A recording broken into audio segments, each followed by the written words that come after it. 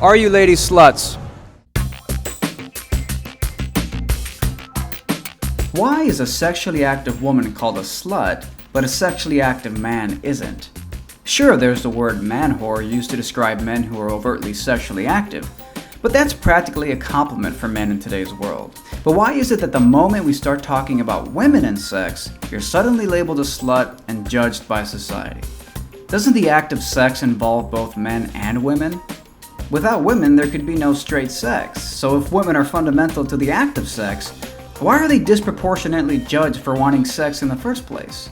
This double standard has been responsible for the widespread, oppressive sexual repression of women, where they have to pretend they have no sexual desires, yet are simultaneously expected to love sex once they're in bed with their man.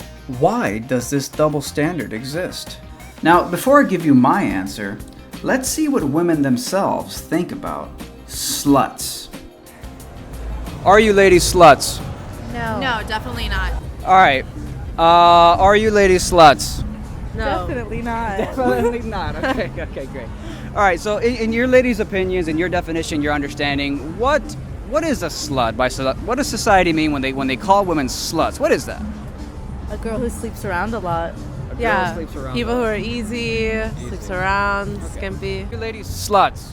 No, not anymore. No. Okay, Not anymore. Yeah, that's a good answer. This is a problem with feminism in America, okay? Feminism, for example, in Europe has evolved in a way whereas it's understood that women and men are different and women have different needs. But whereas in America, feminism has evolved in a way where it's considered that women want to be considered equals to men and want to be held to the same standards as men and not considered different. Today, the word slut means, well, there's actually many different definitions. One definition describes a slut as, quote, a woman who has many casual sexual partners. Another definition, a person, especially a woman, considered sexually promiscuous. Both of these terms pretty accurately describe what slut means today. But wait a minute, why especially a woman? What is it about the female gender that makes sexual activity so much more condemned? What is a slut? Okay, this is what a slut is, all right? First of all, we live in a society that's dominated by patriarchal, perspectives, okay? So basically, what is a slut? What a slut is basically men trying to dominate all of the basic, socioeconomic structures of our society. Well, I think it's the background of the woman through history. We're still battling with, being more independent, and the sexual part is definitely a part of it. Hay una palabra en inglés. There's a word in English called slut. You guys have heard the word slut before, right? Oh, this is interesting. Yeah, it's been a long, men would always be the dominant. Well, back then, now not anymore. But they were the dominant sex, and I guess they got away with more stuff. They could do whatever they want, and they wouldn't be as judged. Women were supposed to be like virgins until they got married and all that stuff. Men didn't really have that. So I'm guessing it's an old tradition. It comes from the past. The idea that a male-dominated culture is partially to blame is true, but why would men resort to slut-shaming in the first place? Sadly, a big part of the reason has to do, quite simply, with jealousy.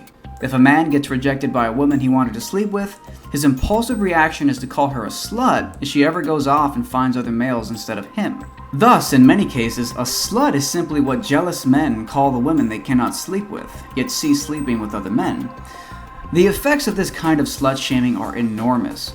Women, in fear of being labeled as sluts, walk around repressing their sexual desires, afraid of criticism and rejection.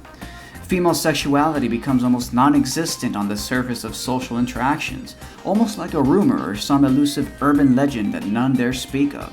Sure, we all know deep down that women are sexual beings, but we can't talk about it and end up creating more unnecessary social awkwardness as a result. But ladies, before you get riled up and start burning your bras, know this. Women are some of the biggest slut-shamers of all, maybe even more than men. Women are slut shamers, okay? First and foremost. Why? Because We want to be in monogamous relationships, and we cannot deal with the fact that other women are threatening our monogamous relationships, so we have to deal with slut shaming. The fact that women often seek monogamous relationships in the form of marriage is definitely one cause for why women are some of the first people to judge other women for their sexual behavior. Of course, all of this presupposes that marriage itself is a sensible thing in the first place. No doubt, two people falling in love and having a strong mutual connection is a wonderful thing. But my question for married people is this. If you truly love your partner, why do you feel the need to place restraints on what they can and cannot do with their individual lives? You don't allow your partner to have sexual interactions with other people if they wanted to. You may not allow your partner to hang out with his or her friends after a certain time. And hell, let's be honest, ladies. How many of you would have said yes to your man if he didn't spend thousands of dollars on a wedding ring, ceremony, and honeymoon? The list of conditions for your love goes on and on and on. It seems to me that if you truly loved and cared about your partner's well-being, and I'm addressing husbands and wives alike here, that you would seek to let them do everything that made them happy instead of try to hold them back because it makes you feel uncomfortable. If anything, it seems that your kind of love is certainly not unconditional love because it's full of conditions that may apply. It's like those commercials that inform you at the very end about how some restrictions may apply. The vows at the wedding should read something more like, I, Miss Smith, take you, Mr. Smith, to be my lawfully wedded husband, to have and to hold from this day forward, for better, for worse, for richer, for poorer, in sickness and in health, until death do us part.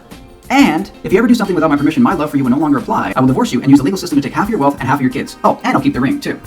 Putting aside the logical flaws, from an evolutionary standpoint, there is now more and more evidence indicating that humans historically were not monogamous. Christopher Ryan, PhD, and Casilda Jetha wrote the best-selling book Sex at Dawn, which argues that, quote, marriage, mating, and love are socially constructed phenomena that have little or no transferable meaning outside any given culture. The examples we've noted of rampant ritualized group sex, mate swapping, unrestrained casual affairs, and socially sanctioned sequential sex were all reported in cultures that anthropologists insist are monogamous simply because they've determined that something they call marriage takes place there.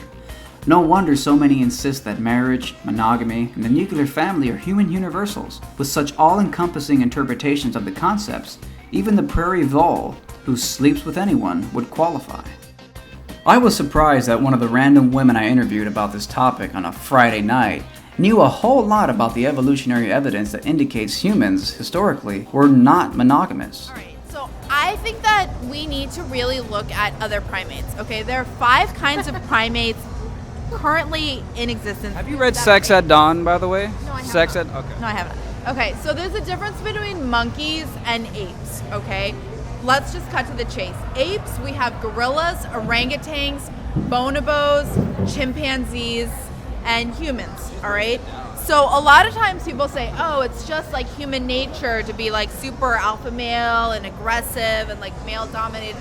But let's look at the bonobos, all right? Bonobos were, until the 70s, considered to be like the same species as chimpanzees.